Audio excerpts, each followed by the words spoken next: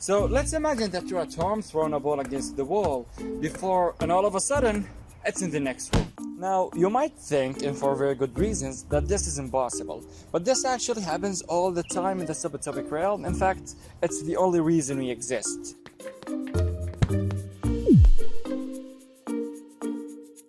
What we saw was a representative of what we call quantum tunneling.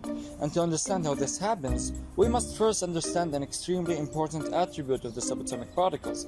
Electrons, for example, they are waves as much as they're particles.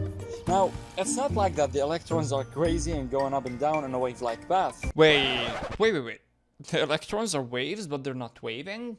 What's actually waving then? It's the probability density of finding an electron at a certain point. When we're not observing the electron, we don't know for sure where it is.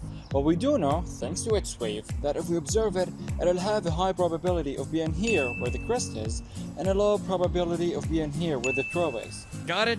What's making this wave pattern is just a probability being high, then low, then high again, and not the electron itself. And we can get this wave by taking the square of the wave function from Schrodinger's equation, assuming that you've heard of it. And this whole not knowing where the electron is thing is called superposition. Okay, back to quantum tunneling. Now let's take this wave and put it in front of a barrier and see how it behaves. And just like anything bouncing off a wall, those waves reflect when they confront a barrier. Except that an exponentially decaying wave forms at the boundary, and if the barrier is thin enough, this wave could actually escape to the other side. Now remember, this wave represents the probability of finding an electron at a certain point. And even though the probability of finding an electron here is tiny, it's still a non-zero probability, so we do actually have a chance to find the electron at the other side of the barrier.